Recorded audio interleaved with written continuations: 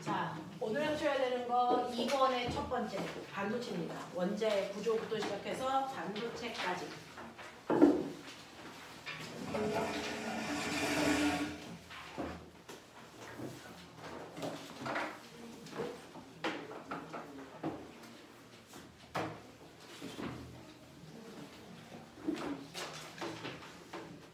요즘에는요 화학에서 이 부분이 빠지고 물리에서만 배우는 거라서 물리에서 원자의 구조에 대해서 제대로 배우고 가죠. 여러분들은 하이탑으로 배웠기 때문에 배웠겠네요. 그렇죠? 원자의 구조와 스펙트럼 배웠겠네요. 자, 여러분들 보시면 지구상에 있는 모든 물질은 더 이상 쪼갤 수 없는 가장 작은 입자 뭐야? 스펙트럼 안 배웠어요. 스펙트럼 안 배웠어? 네. 그럼 원자의 구조는 한 거야? 얘네 하이탑으로잖아. 아직까지.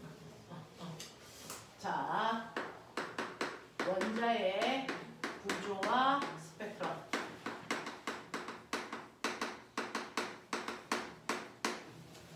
자, 지구상에 있는 모든 물질은요 더 이상 쪼갤 수 없는 가장 작은 입자 원자로 되어 있다라고 얘기했기 때문에 원자라는 게 제일 작은 줄 알았어. 누가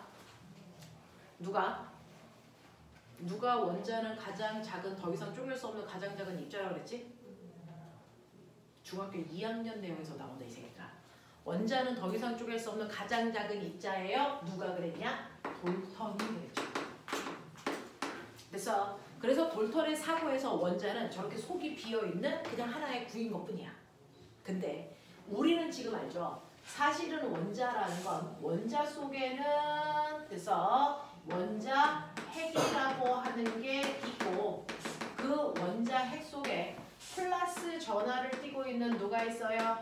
양성자가 있고 그리고 정기적 성질을 띠지 않는 누가 들어있니? 중성자라는 게 있고요. 그럼에도 불구하고 우리가 원자라는 얘기를 쓸 땐 반드시 전제 조건 원자는 반드시 정기적으로 무슨 상태? 네, 중성이어야 되거든요. 그러면 원자 핵 속에 양성자만 있으면 중성이 될 수 없어. 중성이 되는 이유는 원자의 바깥쪽에 뭐가 있기 때문이야? 마이너스의 정비를 띠는 전자까지 존재한다는 걸 우리는 알아. 되겠어? 그러면 원자 속에 이런 입자들이 있다는 거 어떻게 알았을까? 이거 한 명 한 명의 과학자들이 이 입자들을 다 발견하는 실험을 한 겁니다. 그래서 그 발견한 모든 과학자들이 다 노벨상을 탔습니다. 그죠? 이 세 가지 입자 중에 가장 먼저 발견된 게 누굴까? 가장 먼저 발견된 게 바로 전자의 발견이 먼저 일어납니다. 원자 속에 전자라고 하는 마이너스의 성격을 띠는 입자가 있다는 걸 처음으로 발견한 사람이 바로 톰슨이라는 과학자예요. 그래서 원자 속에 있는 세 종류의 입자 중 전자가 가장 첫 번째 발견된 거야. 되겠어? 자, 이 전자를 발견한 톰슨의 실험의 이름이 바로 음극선 실험입니다. 톰슨이라는 사람은요, 금속 덩어리에다가 뭘 쏘는 거냐면 엄청나게 센 빛을 쏩니다. 그러면 이 빛에는 빛에너지가 있죠. 그 빛에너지가 사실은 금속 속에는 자유롭게 움직이는 자유전자가 드글드글하지만 얘네들은 자유롭게 움직일 수는 있지만 원자에서 탈출할 수는 없어. 왜? 실제로 원자 핵 속에 있는 양성자가 전자를 잡아당기는 정전기적 인력이 생기기 때문에 탈출은 못해. 그 안에서 그냥 자유롭게만 움직이는 거야. 예를 들어 이 A라고 하는 원자가요 전자를 10만큼의 세기로 잡아당겨. 그러면 이 10만큼의 세기로 잡아당기는 힘 때문에 전자가 속박돼서 탈출을 못합니다. 그럼 탈출하기 위해서 어떻게 해야 됩니까? 양성자가 전자를 잡아당기는 힘만큼의 이 속박 에너지를 끊어야 드디어 전자가 탈출을 할 수 있습니다. 그래서 그 속박된 에너지를 끊기 위해서 엄청난 빛 에너지를 주면 여기 떠다니는 전자가 빛 에너지를 먹고 그 에너지 중에 일부를 속박 에너지를 끊는 데 써서 튕겨 나갑니다. 이렇게 나옵니다. 그래서 톰슨은 이걸 통해서요. 엄청나게 비대에너지를 쏴서 전자를 탈출시키는데 탈출한 전자는 우리 눈에 안 보입니다. 너무 작아서. 그래서 그 존재를 확인하기 위해서 형광물질을 박은 막으로 쌉니다. 그래놓고 형광물질을 바르면 여기서 전자가 부딪히는 그 순간 거기가 빵 하고 빛이 나와요. 그래서 뭔가가 와서 부딪혔구나. 이거 확인할 수 있어. 그래서 이러려고 실험을 합니다. 그래서 엄청난 빛을 쏘는 순간 여기서 전자가 튀어나오는데 이때 이 사람은 한쪽은 플러스 한쪽은 마이너스를 건 겁니다. 그랬더니 튀어나온 모든 것들이 플러스에 와서만 부딪히고요. 마이너스 쪽에 부딪히는 게 존재하지 않습니다. 그래서 여기서 튀어나온 아이가요. 전극에 반응을 하는구나. 그 중에서도 플러스 쪽으로만 끌려가니까 얘는 마이너스 전하를 띠고 있는 아이가 튀어나온 거야 라는 걸 확인한 겁니다. 그러면 여기서 튀어나온 이 마이너스의 성격을 띠는 아이는 현상일까 물질일까? 물질과 현상의 가장 뚜렷한 차이는 질량의 유무입니다. 아무리 작아도 질량을 가지고 있으면 입자, 질량이 없으면 빛과 같은 현상입니다. 그래서 여기서 튀어나온 아이가 현상인지 아니면 질량을 가지고 있는 입자인지 확인하기 위해서 두 번째 전극을 끊고요. 앞에 바람개비를 놓습니다. 실험을 설계할 때 그 아이의 창의성이 보여요.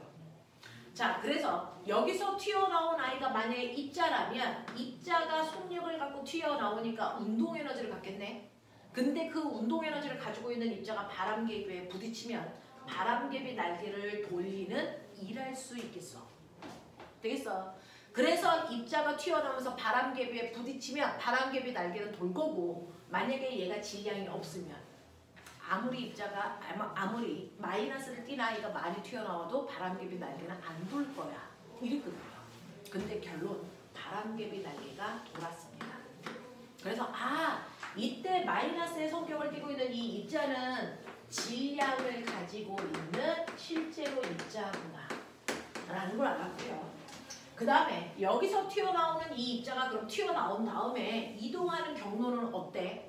그걸 확인하기 위해서 특별한 모양을 가지고 있는 방해물을 하나 이렇게 설치합니다. 그랬을 때 만약에 얘가 직진한다면 이렇게 가는 애 여기 와서 부딪혀. 이렇게 가는 애도 부딪혀. 근데 이렇게 오는 애는 이 방해물에 부딪혀서 반대편에 못 와. 됐어? 그래서 실제로 반대편에 오지 못하는 구역이 생긴다면 이 아이는 직진하는 거야. 그래서 봤더니 실제로 이 방해물의 모양만큼 형광물질이 빛을 내지 않는 그림자가 집니다. 그래서 실제로 전자는 직진하는구나 라는 걸 압니다. 만약에 직진하지 않고 꿀렁인다면 이렇게 가서 부딪히는 아이가 하나라도 존재했어야 정상이거든요. 그래서 여기서 튀어나온 그 마이너스의 성격을 띠는 입자는 직진하는 직진성을 가지고 있어. 나는 이 입자를 전자라고 부를 거야 라고 톰슨이 정의한 겁니다. 그래서 톰슨은 원자라고 하는 거 안에 마이너스의 성격을 띠는 전자라는 입자가 이 안에 있어 라는 걸 발견하게 된 거야. 근데 문제가 있죠. 원자는 정기적으로 중성이어야 됩니다.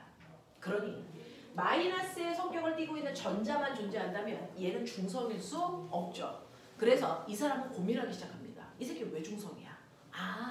내가 발견하지 못했지만 이 안에 플러스의 성격을 띠는 아이도 그럼 있었겠구나 라고 상상만 하는 겁니다. 됐어. 그래서 톰슨이라는 과학자는 원자의 모양이 이런 식으로 마이너스와 플러스가 군데군데 박혀있는 형태를 띠고 있을 거야 라고 상상합니다. 그랬다가 그 다음에 과학자 누가 등장하냐면 러더퍼드라는 과학자가 등장해서 톰슨이 마이너스의 성격을 띠는 전자가 발견된 건 사실이니까 그렇다면 톰슨이 발견하지 못한 이 플러스의 성격을 띠는 입자들이 실제로 존재할까? 어떻게 존재할까? 고민한 거야. 만약에 마이너스와 똑같이 플러스가 군데군데 박혀 있으면 얘도 얘도 빛에너지를 흡수하면 이 새끼도 튀어나오는 아이가 실제로 한두 개라도 존재했다. 근데 그게 발견되진 않았다. 그렇다면 얘는 플러스의 입자는 있지만 튀어나올 수는 없는 거구나. 그럼 왜 튀어나올 수 없지? 이 플러스가 마이너스처럼 군데군데 박혀 있는 게 아니고 플러스는 원자의 중심에 깊게 덩어리져 있는 거구나. 그리고 마이너스가 밖에 있어서 얘만 비대에너지를 흡수해서 튀어나오고 얘는 속에 있어서 비대에너지를 잘 흡수하지 못하고 튀어나오지 못하고 그리고 엄청 질량도 크기 때문에 웬만한 에너지로 가속도를 만들 수 없는 거 아닐까? 라고 생각한 거야.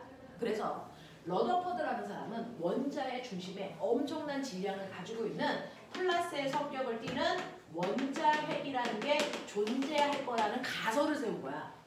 그래서 자기가 세운 가설이 맞는지 러더퍼드가 실험합니다. 그 실험의 이름이 바로 알파 입자 산란 실험입니다. 이 알파 입자 산란 실험은 톰슨이 했던 실험과 차이점이 뭐냐면 얘는 금속으로 한 거 똑같습니다. 대신에 톰슨처럼 금속 덩어리가 아니고요. 금속을 종이처럼 얇게 핍니다. 금속의 특징, 얇게 펼쳐진다. 얼마나 얇게 펼쳐져요? 원자가 겹쳐지지 않을 정도로 얇게 핍니다. 원자가 한 겹이 될 정도로 얇게 핍니다. 그걸 우리는 금속 박을 만들었다라고 표현합니다. 이렇게 금속박 형태로 만들어서 아까와 똑같이 형광물질을 바른 막으로 감싸고요. 그리고 마치 레이저 총처럼 만들어서 그 안에서 어떤 물질을 쏩니다. 드르륵 쏘는데 지가 만든 레이저 총에서 나가고 있는 입자가 누군지 실제로 정체를 몰라요. 자기도 모르는 어떤 입자를 쏘는 거야. 그래서 옛날에 지금은 미지수를 X, Y, Z라고 했는데 옛날에는 미지수를 알파, 베타, 감마라고 했거든요. 그래서 자기가 쏘고 있는 그 레이저 총 안에서 나오는 미지의 물질이라는 뜻으로 알파 입자라고 얘기한 거예요. 근데 우리는 이제 알죠.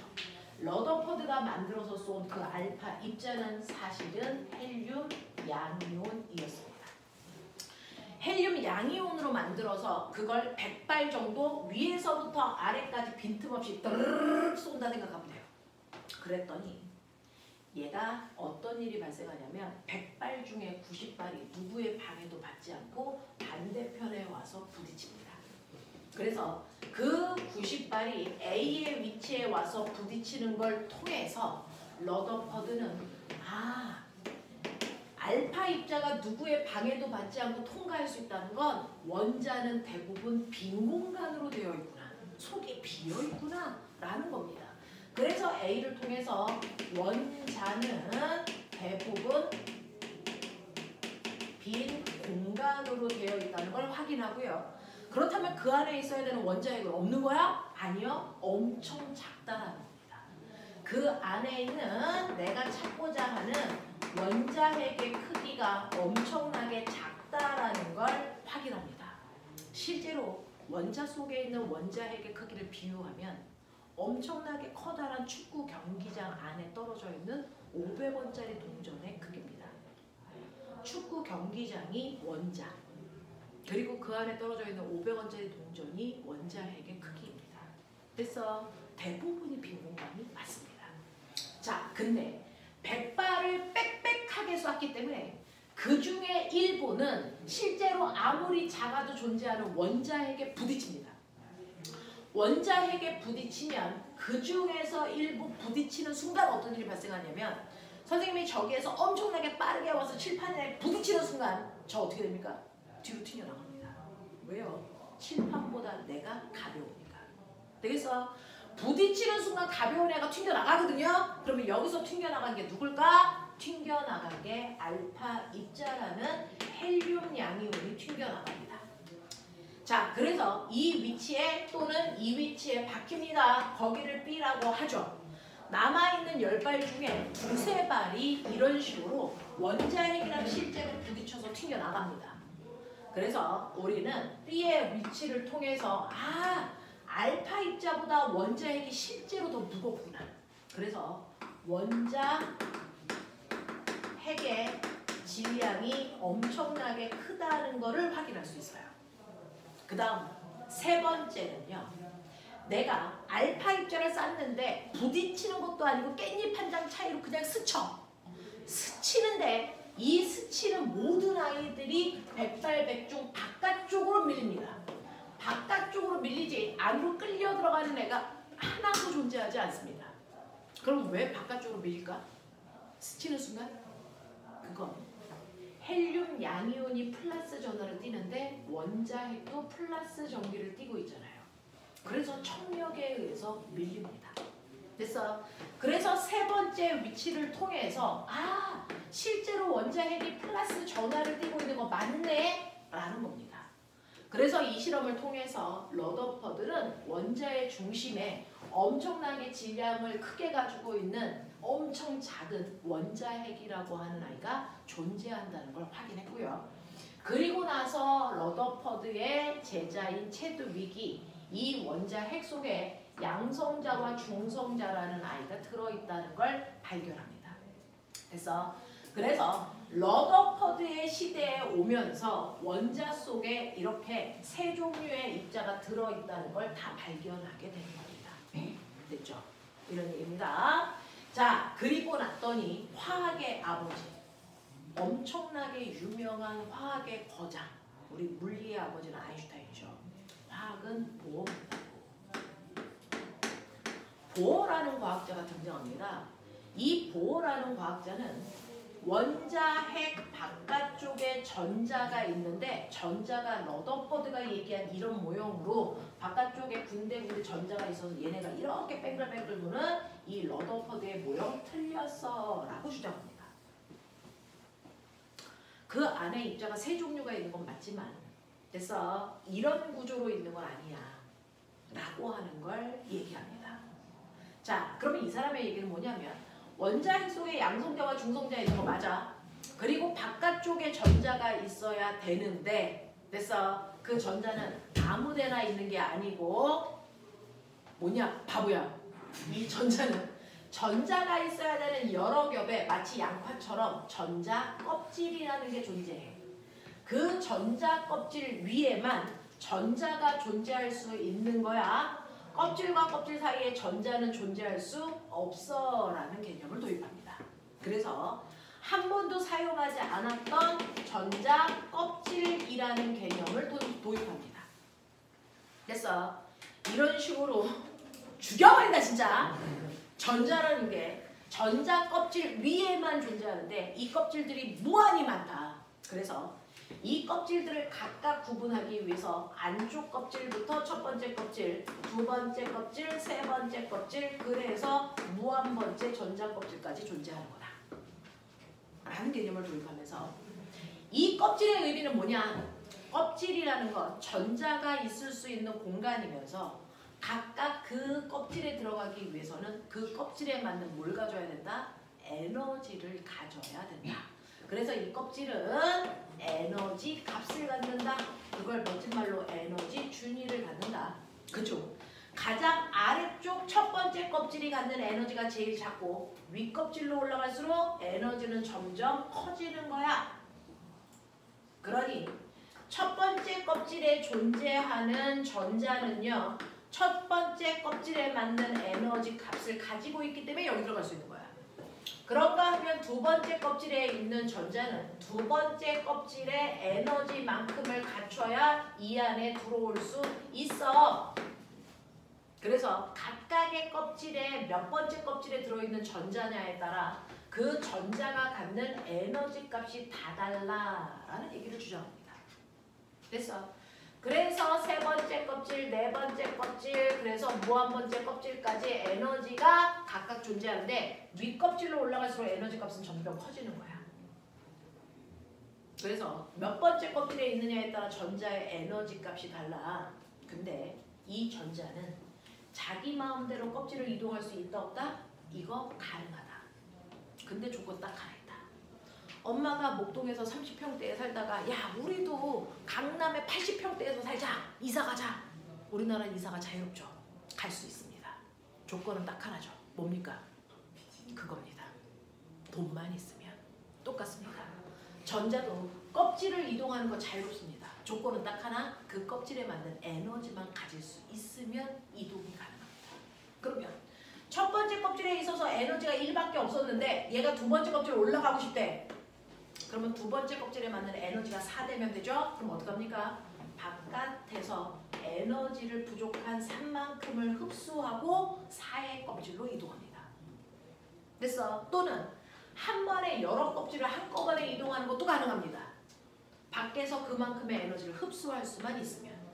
되겠어? 그래서 에너지는 윗껍질로 올라가는 것도 자유롭고요. 아래 껍질로 내려오는 것도 자유롭습니다. 그 껍질 차이만큼의 에너지를 흡수 또는 방출할 수만 있으면 이라는 주장을 합니다. 왜 이런 주장을 했을까요? 그건 보호가 바로 우리의 제목 스펙트럼이라는 걸 관찰합니다.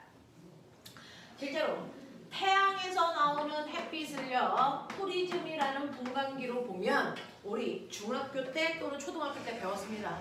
햇빛을 프리즘으로 보면 어떤 색깔로 보여야 됩니까? 무지개.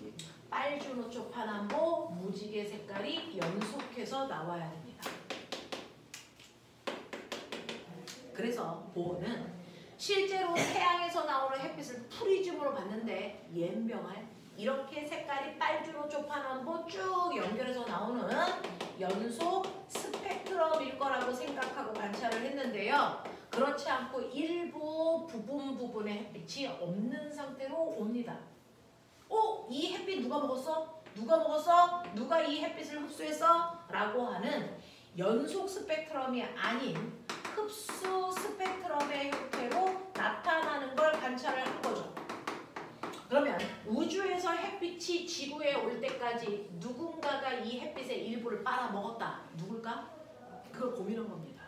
그랬더니 우주에 있는 흩어져 있는 바로 수소 원자라는 아입니다. 수소 원자라는 거 안에 양성자 하나 있고 바깥쪽에 전자가 있는데 얘가 윗껍질로 올라가기 위해서 에너지가 필요해서 이 빛 흡수했구나. 한 번에 한 칸 올라가는 애도 있지만 한 번에 여러 칸을 올라가는 아이도 있어. 얘가 여러 칸 올라가기 위해서 이걸 흡수했구나. 그랬다가 밤이 되면요.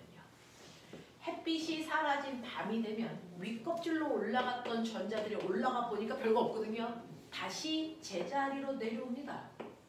제자리를 내려오면서 흡수하기 위해서 에너지를 3만큼 흡수했던 애가 다시 제자리로 내려올 때 그 3만큼의 빛을 그대로 방출합니다. 그래서 밤이 되면 없어졌던 빛들이 그대로 방출돼서 나옵니다. 그래서 이걸 결합하면 완벽한 연속 스펙트럼이 됩니다. 되겠어? 그래서 이렇게 밤에 방출되는 됐어. 이걸 우리는 방출 스펙트럼이라고 부르고요. 이걸 여러분들 중학교 2학년 교과서에서는 선 스펙트럼이라고 부릅니다. 이렇게 우주 공간에 흡수 스펙트럼과 방출 스펙트럼이 생기는 원인을 설명하기 위해서는 러더퍼드의 이 원자 모형으로는 설명할 수 없습니다. 그래서 이 보어라는 사람은 에너지 값이 다른 여러 개의 전자 껍질에 전자가 있고 그 전자 껍질을 전자들이 이동하기 위해서 에너지를 흡수 또는 방출하면서 흡수 스펙트럼과 방출 스펙트럼이 나타나는 거야 라고 정의를 내립니다. 됐어? 그러면서 이때 이 선의 위치를 통해서 각각의 껍질의 에너지가 얼마여야 되는지도 정확하게 계산해 수식을 만든 사람입니다. 이 사람은 각각의 껍질의 에너지 값은요. 껍질 번호의 제곱분의 상수값만큼 가져야 된다고 생각을 합니다.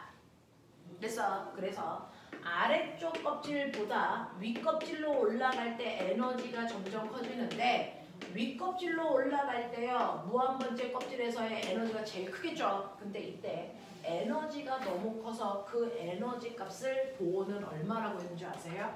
에너지가 너무 커서 이때 무한번째 껍질의 에너지 값을 0으로 하겠다 이랬습니다. 너무 크니까 0으로 할래요. 그러면 그거보다 아래쪽은 에너지가 작겠죠?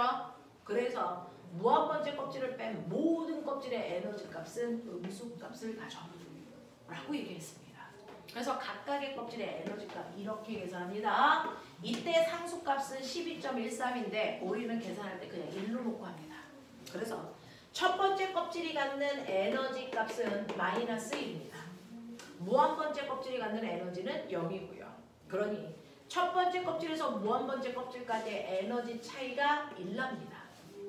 근데 두 번째 껍질입니다. 두 번째 껍질은 에너지 얼마 가지고 있으면 될까? 집어넣고 보시면 두 번째 껍질이 갖는 에너지는 마이너스 4분의 1입니다. 껍질과 껍질 사이의 에너지 간격이 등간격인 줄 알았더니 실제로 첫 번째 껍질과 두 번째 껍질 사이의 에너지 차이가 전체 1 중에 4분의 3만큼 납니다. 그리고 두 번째 껍질에서 세 번째 껍질까지의 에너지 차이는 나머지 4분의 1 중에서요. 세 번째 껍질의 에너지 전자 껍질 번호 3 집어넣으세요. 에너지 값이 마이너스 5분의 1입니다. 그래서 두 번째 껍질과 세 번째 껍질 사이의 에너지 차이가 4분의 1 중에서 36분의 5만큼의 차이가 납니다. 그럼 무슨 말? 윗껍질로 올라갈수록 에너지 차이가 점점 줄어들고 있다는 얘기입니다. 그래서 우리는 실제로 원자 구조에서 전자 껍질은 등간격으로 그리지 않습니다. 에너지 차이가 느껴지게끔 에너지 차이만큼을 벌리면서 그립니다. 그래서 윗껍질로 올라갈 때 전자 껍질의 간격이 점점 줄어들게 그립니다. 그래서 이렇게 그립니다. 그랬을 때 이때요. 전자가 어디에 있던 상관없이 전자가 여기 써도 돼요. 여기 어디든 상관없습니다. 전자가 어디 있던 상관없이 얘가 첫 번째 껍질로 내려올 때 가장 많은 에너지를 방출하면서 내려온다는 걸 알았죠. 그렇죠? 적어도 첫 번째 껍질로 내려오기 위해서는 4분의 3 이상의 에너지를 방출해야 됩니다. 그걸 발견한 사람이 누구냐면 라이먼이라는 과학자고요. 이렇게 라이먼이라는 과학자는 전자가 어디 있던 상관없이 첫 번째 껍질로 내려올 때 적어도 4분의 3 이상의 에너지를 방출하는데 그 에너지가 자외선 계열이라는 걸 알아낸 겁니다. 그리고 전자가 어디 있던 상관없이 이 전자가 두 번째 껍질로 내려올 때가 두 번째로 많은 에너지를 방출하면서 내려옵니다. 그래서 적어도 36분의 5 이상은 방출해야 되니까. 자, 그걸 알아낸 과학자의 이름이 파시엔이라는 과학자입니다. 파시엔이 아니고 발머라는 과학자입니다. 그리고 이때 방출되는 광선이 가시광선 계열이라는 걸 알아낸 겁니다.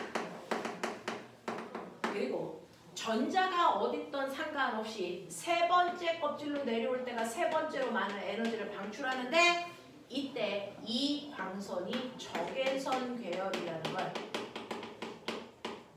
파시엔이라는 과학자가 알아냅니다. 그래서 여러분들은 순서대로 라발파 외우셔야 돼요. 라발파. 그중 가장 많은 에너지를 방출하는 아이가 자외선, 그 다음 가시광선, 그 다음 적외선이다. 되겠습니까? 이 정도는 아셔야 됩니다. 자, 그중 첫 번째 껍질, 두 번째 껍질, 세 번째 껍질, 네 번째 껍질, 무한 번째 껍질이라고 칠게요. 됐죠? 첫 번째 껍질, 두 번째 껍질, 세 번째, 네 번째, 무한 번째 껍질이라고 치자. 전자가요. 무한 번째 껍질에서 첫 번째 껍질로 내려올 때도 자외선. 두 번째 껍질에서 첫 번째 껍질로 내려올 때도 자외선이잖아요. 근데 1번 자외선과 2번 자외선이 같은 에너지를 가지고 있을까? 그건 아니죠. 더 위에서 내려오는 아이가 더 센 에너지를 가지고 있는 자외선을 방출합니다. 되겠어? 그래서 1번 아이가 2번에 비해서 더 큰 에너지를 방출하면서 내려옵니다. 되겠어? 자외선 계열이지만 에너지의 차이가 있어. 그랬을 때 이 길이, 선의 길이가 곧 에너지의 크기를 얘기한다. 되겠습니까? 자, 근데 우리는 이때 방출하는 에너지를 HF로 계산합니다. 기억해도. H는 플랑크 상수니까 우리 의미 없어. 그냥 1로 놓으면 돼. 근데 F는 뭡니까? 중학교 때 배웠던 바로 파동의 진동수입니다. 그래서 더 큰 에너지를 갖는 애가 더 많은 진동수를 가지고 있는 빛을 방출하는 겁니다. 그래서 이때 진동수가 누가 큽니까? 1번이 2번보다 진동수가 더 큰 빛을 방출합니다. 이 뜻이고요. 나중에 파동 파트에서 말씀드릴 건데 진동수와 파장은 반비례합니다. 진동수와 파장은 반비례합니다. 중학교 1학년 때 다 배우셨을 텐데. 그러면 파장은 누가 깁니까? 파장은 오메가 거꾸로 2번이 1번보다 깁니다. 알겠어? 알겠어? 이렇게 됩니다. 자, 그러면서 선생님 어떤 애가요? 두 번째 껍질에 있다가 첫 번째 껍질로 내려와요. 이때 방출되는 에너지가 얼마입니까? 그건 두 번째 껍질의 에너지에서 첫 번째 껍질의 에너지를 뺀 만큼이 방출되는 에너지입니다. 맞죠? 두 번째 껍질의 에너지가 만약에 4고 첫 번째 kop질의 에너지가 1이면 둘을 뺀 3만큼의 에너지를 방출하면서 내려와 이 뜻입니다. 근데 이 방출될 때 나오는 에너지의 크기 HF로 계산한다 그랬죠? 그러면 이때 방출되는 진동수는 얼마입니까? 라고 물어보면 에너지가 얼마입니까? 그럼 이렇게 쓰면 되는데 진동수가 얼마입니까? 라고 물어보시면 됐죠? 진동수로 정리하셔야죠. F는 H분의 E2-이온만큼의 진동수를 방출합니다. 알겠습니까? 이런 식으로 표현해 주실 수 있으시면 됩니다. 이해되겠나? 하겠나? 네. 그래서 이런 식으로 전자가 올라갔다 내려갔다 하면서 선 스펙트럼에 생기는 과정을 통해서 우리는 보의 원자 모형이 실제로 원자 구조다. 되겠습니까? 이렇게 얘기할 수 있습니다. 자, 그래서 그거에 대한 설명이 10페이지부터요. 10페이지부터 11페이지 보시면 이게 바로 톰슨이 전자 발견하는 음극선 실험을 그린 겁니다. 넘기시면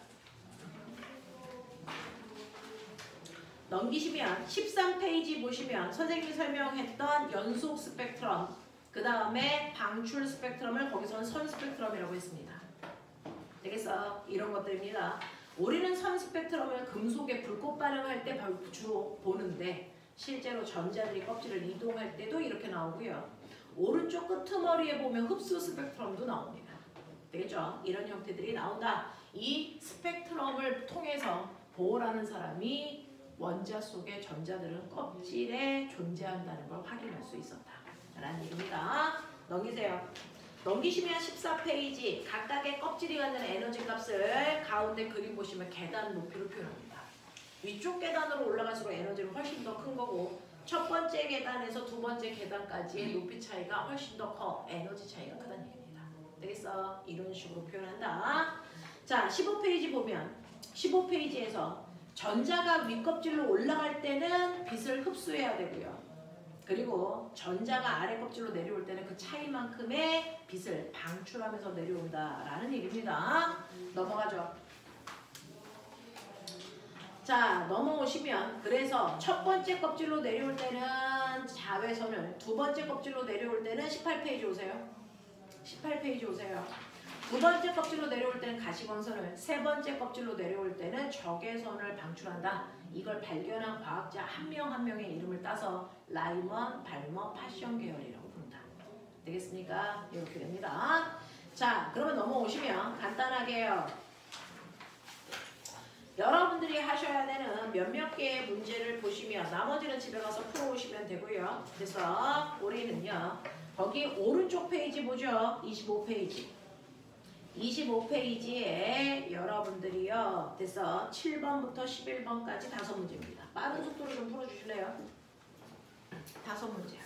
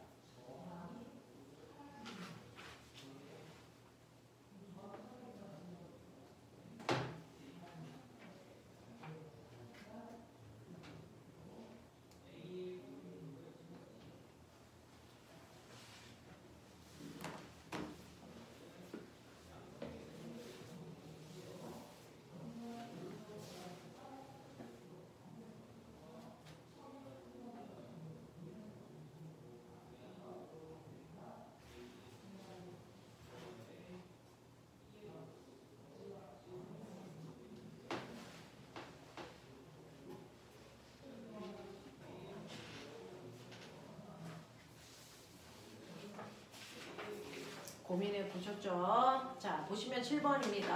자, 다 못했어도 상관없고요. 보시면 7번에서요. 지구에 도달하는 태양광 중에 일부가 밑으로 넘어갈게요. 대기에 포함되어 있는 기체 원소에 의해서 특정한 파장의 빛만 흡수돼서 만들어지는 스펙트럼은 흡수 스펙트럼입니다. 됐죠? 자, 그 다음에 8번. 보의 수소 원자 모형에서요. 양자수는 껍질 번호 얘기합니다. 껍질 번호가 n일 때 에너지 준위는 이렇게 계산한다 라고 하는 마이너스 n제곱분의 k, 여기서는 k 상수를 13.6이라고 준 거죠. 이때 전자가 양자수 2에서 양자수가 1인 두 번째 껍질에서 첫 번째 껍질로 내려올 때 수소 원자에서 방출되는 자, 에너지는 얼마니? 라고 얘기합니다. 자, 두 번째 껍질에서 첫 번째 껍질로 내려온대요. 그럼 당연히 두 번째 껍질의 에너지에서 첫 번째 껍질의 에너지를 뺀 만큼 방출되겠죠.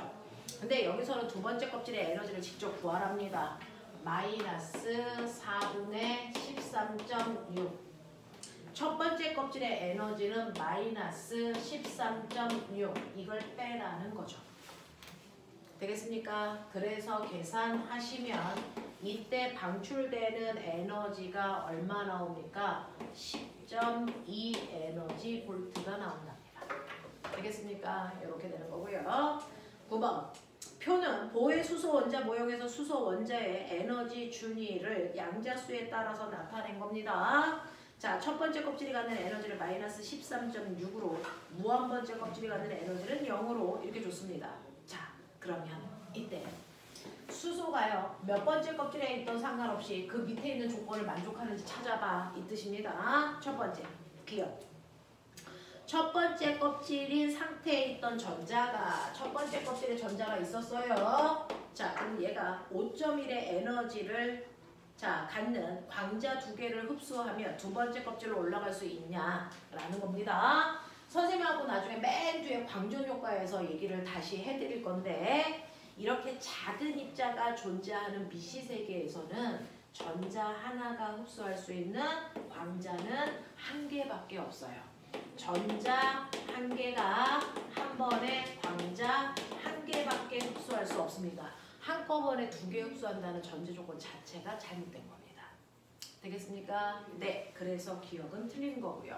여러분들이 아직 안 배웠으니까 이 부분은 좀 힘들으셨을 거라서 미리 그냥 설명을 합니다. 두 번째요. 2.9 에너지 볼트의 에너지를 갖는 광자는요. 두 번째 껍질인 상태에 있던 전자 에너지의 준위를 마이너스 0.5 에너지 볼트만큼만 만들 수 있니? 라고 하는데 꼬맹아, 두 번째 껍질에 있던 아이가요. 자, 두 번째 껍질에 있는 전자는 에너지가 얼마냐면 마이너스 3. 얼마냐면 3입니다. 그리고 세 번째 껍질은 에너지가 얼마냐면 마이너스 1.5입니다. 자, 근데 전자가 두 번째 껍질에 있었대요. 자, 두 번째 껍질에 있던 아이가요. 광자 하나를 흡수하는데 그 광자가 갖는 에너지가 얼마냐면 2.9랍니다. 그럼 꼬맹아, 얘가 2.9를 흡수했다고 쳐봐. 그러면 에너지가 얼마 되냐면 마이너스 0.5가 되죠. 됐죠?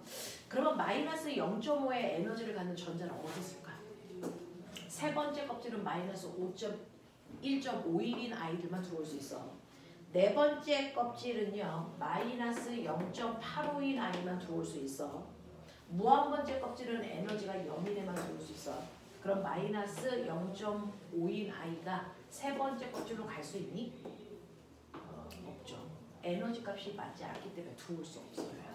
알겠습니까? 이렇게 됩니다. 그래서 틀렸다는 거고요. 디귿, 세 번째 껍질인 상태에 있던 전자가 1.89 에너지 볼트를 방출하면 두 번째 껍질로 내려올 수 있니? 라고 합니다. 여기에서 1.89를 빼보세요. 1.89를 빼보시면 얼마 나옵니까? 얼마 나옵니까? 마이너스 얼마 나오니? 4, 7, 얼마? 2? 맞아요? 2.74입니까? 아니야? 아, 더 하는 거야. 4 됐어. 하나 올려. 7 됐어. 하나 올려. 맞죠? 2.74 되는 거죠? 자, 그래서 세 번째 껍질인 상태에 있던 전자가 1.89의 에너지를 방출하면 두 번째 껍질로 갈 수 있냐? 세 번째 껍질이 꼬맹아. 세 번째 껍질이 마이너스 1.51이래. 자, 여기에 있던 아이가요. 에너지를 얼마를 방출할 거냐면 1.89를 방출한대요. 그러면 에너지는 0, 4, 3, 에너지가 마이너스 3.4가 되죠. 그러니까 세 번째 껍질인 아이가 이만큼의 에너지를 방출하면 두 번째 껍질로 이동할 수 있다. 맞는 표현. 되겠죠? 10번 볼게요.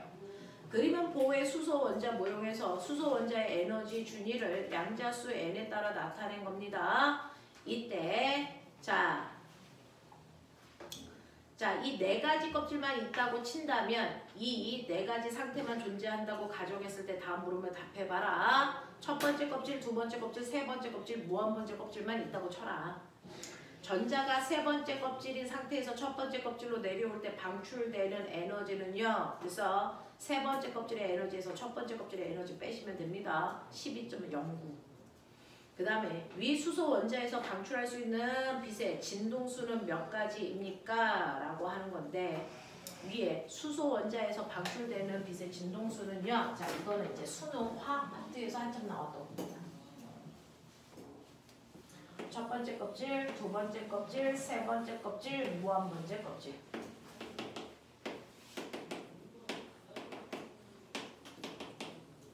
이때요. 전자가요. 여기 있었을 수도, 여기 있었을 수도, 여기 있었을 수도 있습니다. 이때 방출되려면 내려와야 됩니다. 내려오는 방법이요. 한 번에 다 내려올 수도 있고요. 그래서 한 칸씩 내려왔을 수도 있고요. 무슨 말인지 알아? 또는 한 번에 두 칸 내려오고 나머지 내려올 수도 있고요. 그래서 이렇게 내려올 수도 있고요. 맞습니까? 이렇게 경우의 수를 만들어 보라는 거야. 그러면 몇 가지가 나올 수 있니? 한 가지, 두 가지, 세 가지, 네 가지, 다섯 가지, 여섯 가지 뭐 이런 식으로 만들어줄 수 있죠. 맞아? 또 다른 방법 있어? 없죠. 되겠습니까? 이런 식으로 얘가 내려오면서 방출될 때 발생하는 진동수는 6가지를 만들 수 있습니다. 라는 얘기입니다. 되겠냐? 이런 문제였어요. 자, 그 다음에 11번이요. 수소 원자의 스펙트럼 계열인데 가부터 순서대로 라발파 기억나죠? 자외선, 가시광선, 그 다음에 적외선입니다. 자, 그 순서대로 1번 쓰시면 되고요. 이때 가시광선 영역을 포함하고 있는 건 납니다. 라는 얘기입니다. 됐죠? 그래서 여기까지요. 자, 그리고 나면 그 뒤에 있는 적용 문제는 우리는 반도체 파트를 적용을 안 풉니다. 그냥 기본만 풀고 넘어가니까 기본 중에서 빠진 문제들 푸시면 되겠습니다. 자, 그 다음에 시간이 어떻게 됐어? 오케이. 이제 옵니다. 드디어 반도체 32페이지입니다. 자, 그러면 원자들이 이런 구조로 되어 있는데 이때 이 원자들이 모여서 된 물질은 어떻게 되어 있어? 라고 하는 거죠. 그걸 설명하도록 합니다.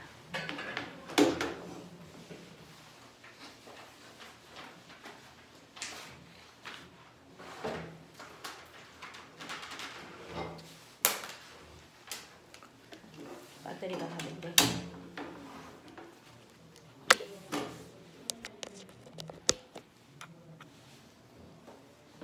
자, 보시면 여러분들이 하셔야 되는 고체 에너지 준위요.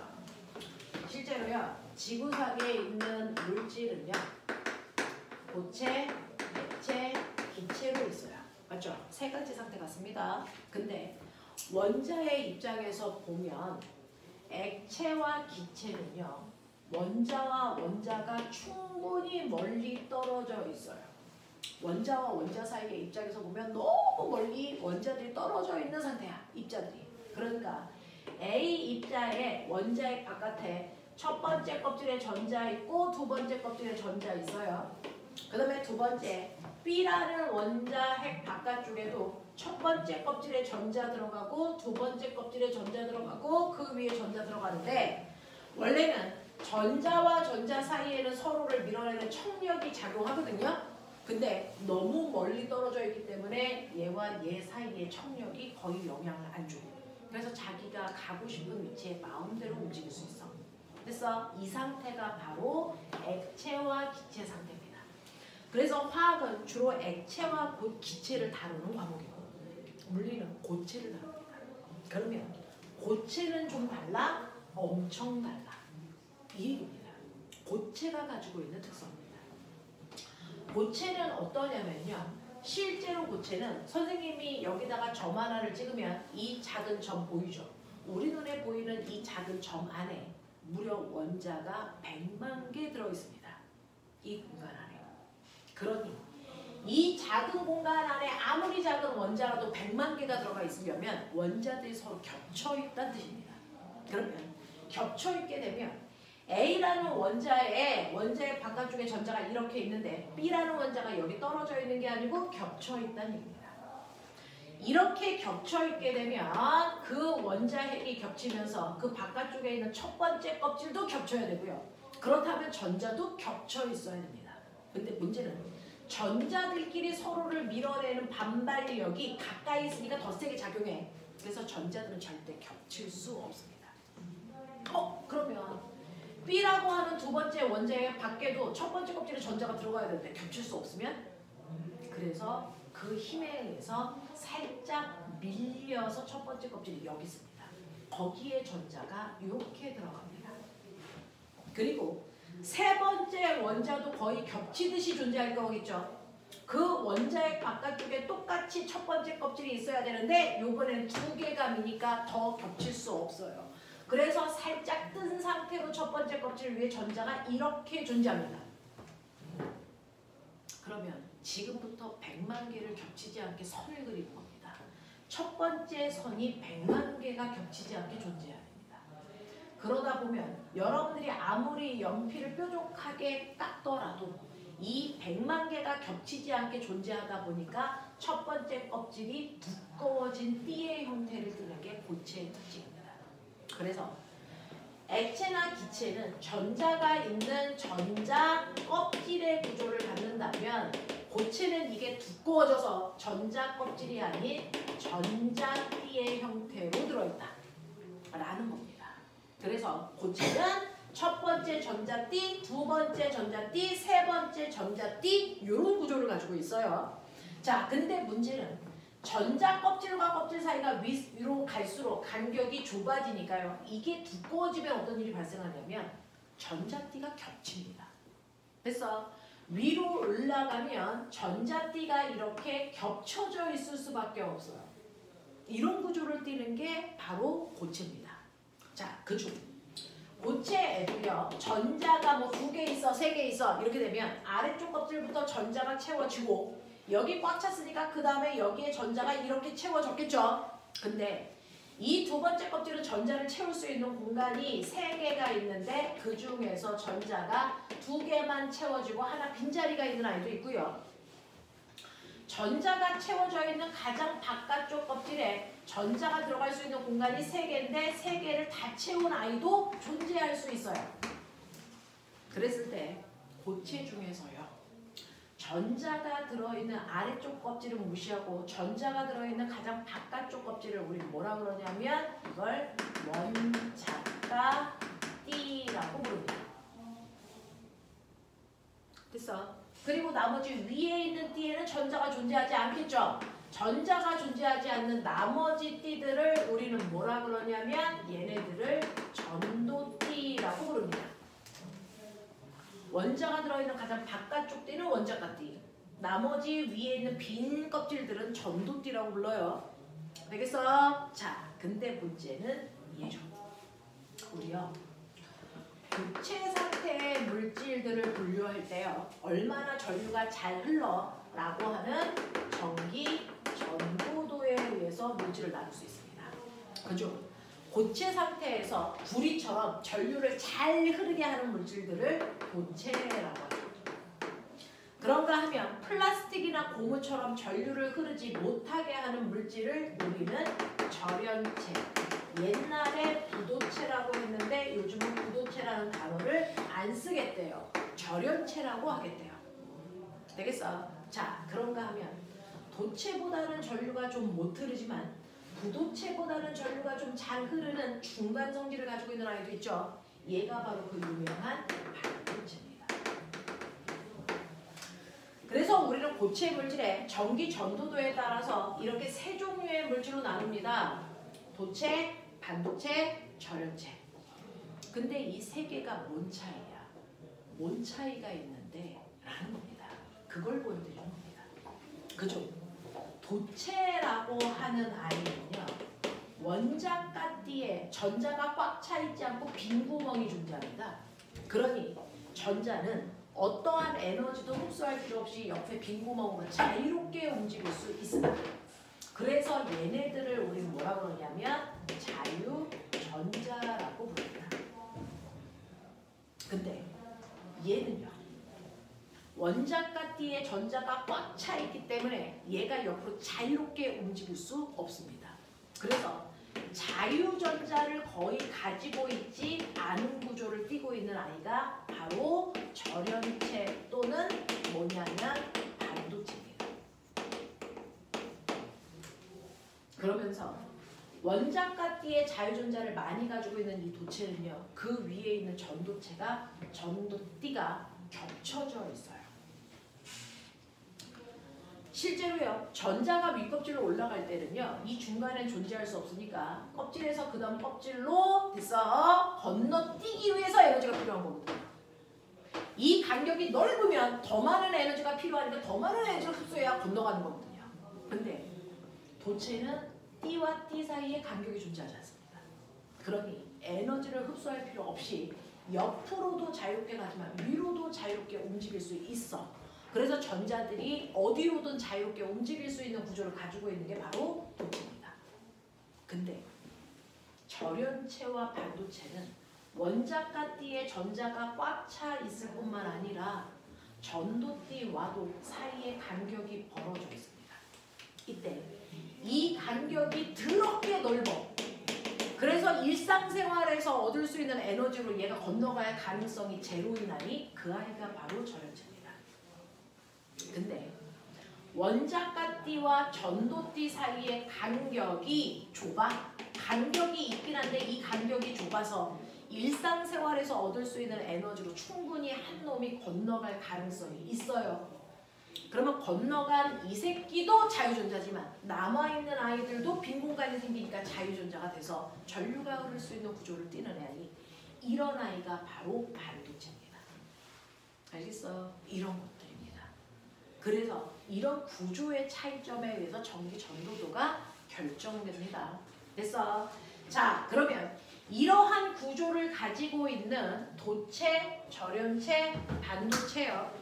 여러분들이 보시면 어떻게 되냐면 이러한 얼마나 전기를 잘 흐를 수 있게 하느냐 전기 전도도. 이것과 반대말이 뭔지 아세요?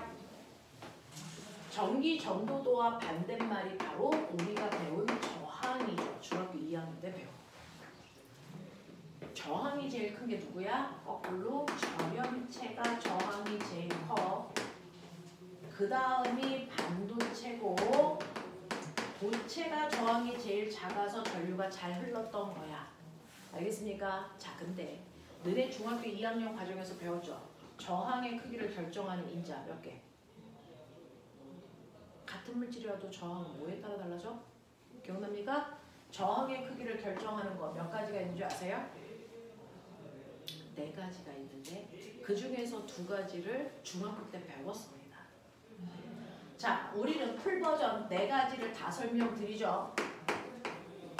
물질의 저항의 크기는요. 모든 물질의 종류에 따라서 그 물질의 저항의 크기가 다 다르죠. 물질의 종류에 따라 다릅니다. 자, 모든 물질을 같은 두께, 같은 길이로 잘라요.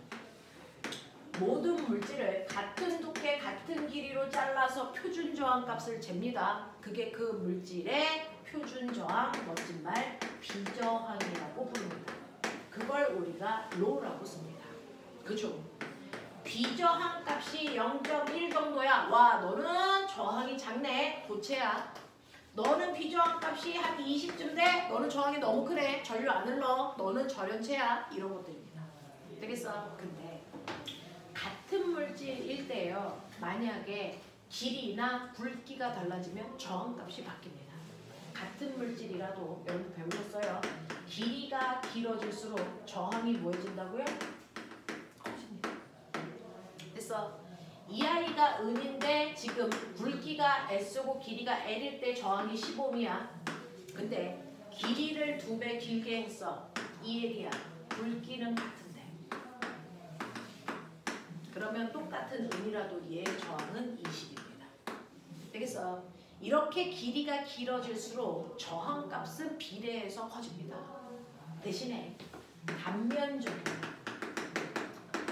자, 우리는 굵기라고 하지만 교과서에서는 얘를 단면적이라고 합니다. 단면적이 커지면 거꾸로 저항은 줄어듭니다. 됐어? 자, 근데 마지막 저항의 크기를 결정하는 거 저는 얘를 설명하고 싶어서 사실은 여기까지 끌고 온 건데 저항의 크기를 결정하는 마지막 인자는 온도입니다. 그 물질을 온도가 몇 도인 곳에 놓느냐에 따라 저항값이 또 달라집니다. 이때 온도가 높아지면 저항이 커지니 작아지니? 이거 케이스 바이 케이스야. 온도가 높아질 때 저항이 커지는 아이가 있습니다. 이게 바로 도체입니다. 온도가 높아지면 오히려 저항이 작아지는 아이가 있습니다. 이 아이가 바로 반도체 또는 절연체입니다. 왜요? 자, 온도가 높아지면 반도체나 절연체는 원자과 띠에 전자가 꽉 차 있는데 열을 가하면 열 에너지를 흡수해서 그 중에서 전자가 그 열 에너지를 이용해서 도약해버립니다. 그러면 여기가 듭니다. 그래서 전류가 흐르게 됩니다. 되겠어? 자, 이런 식으로 되기 때문에 여러분들은 실제 어떤 하나의 물질의 총 저항값은요. 비저항에다가 단면적분의 길이로 계산합니다. 비저항에다가 단면적분의 길이로 계산한 값이 바로 그 물질의 저항입니다. 그럼 선생님 온도는 의미 없는 거 아니야? 아니요. 자, 그 온도에 따른 비저항 값을 모르셔야 돼요. 10도일 때는 10도의 비저항을 집어넣어서 계산, 20도일 때는 20도의 비저항을 넣어서 계산하는 겁니다. 자, 그랬을 때 온도에 따른 저항 값의 그래프를 보시면 여기가 온도, 여기가 저항이죠. 그랬을 때 어떤 애가 온도가 높아질수록 저항이 커져? 얘 빼박 도체입니다. 근데 온도가 높아질 때 저항값이 줄어드는 애가 있어? 하나는 반도체, 하나는 절연체겠죠? 어떻게 구분합니까? 같은 온도에서 저항이 더 큰 애가 절연체. 상대적으로 낮은 애가 반도체입니다. 됐어? 이렇게 구별하시면 됩니다. 됐어? 그래서 저항의 크기를 결정하는 4가지 요소 선생님이 전기 파트에 가서 더 자세히 할 거지만 지금은 간단하게 내용이 필요하니까 설명해 드릴 겁니다. 되겠어? 그래서 여러분들이 가지고 있는 33페이지 오세요. 33페이지 오시면 됐죠? 그 중에서 온도에 따른 저항값의 변화가 가운데 그림에 도체 나와 있어요. 납, 주석, 철, 백금, 아연, 알루미늄, 구리는 온도가 높아질수록 저항은 커집니다. 그거에 비해서 절연체와 반도체 보시면 온도가 높아질수록 저항은 줄어듭니다. 되겠어? 이런 구조를 띠고 있다는 거 보시면 되고요. 넘어갑시다. 넘어가시면 꼬맹아 34페이지에 있는 위에 있는 그림부터 순차적으로요. 그림이 좀 이상하게 그려졌죠? 이렇게 그려져 있고 여기 동그라미 하나 있는데 얘가 원자핵입니다.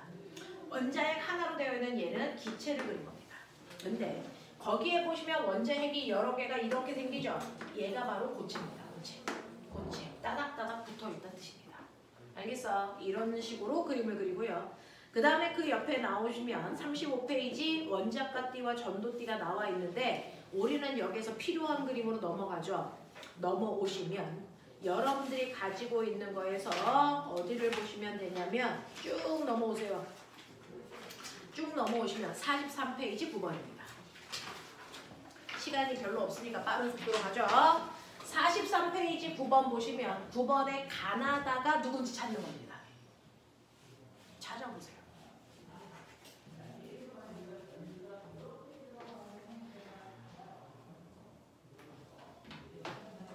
도체, 반도체, 절연체를 찾는 겁니다.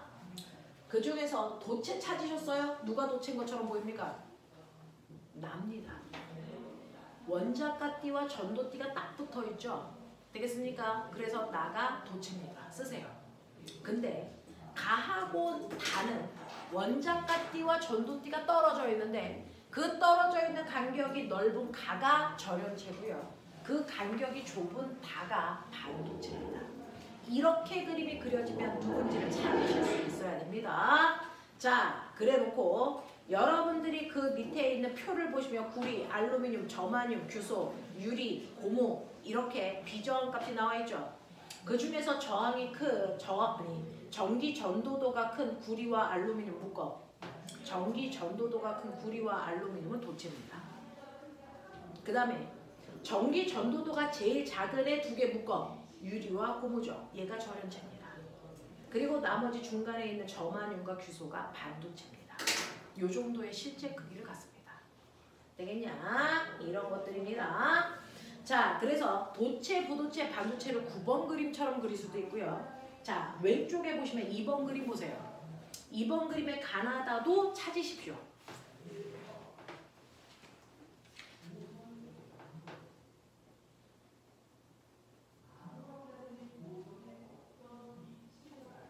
찾았습니까?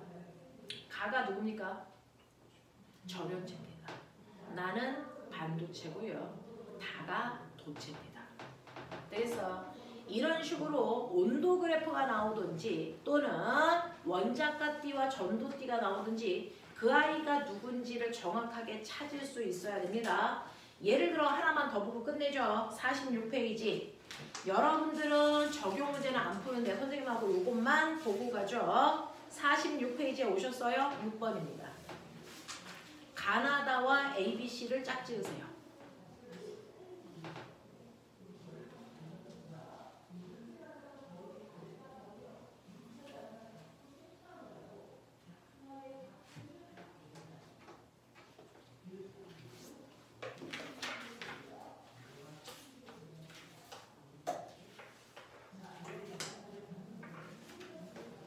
됐어.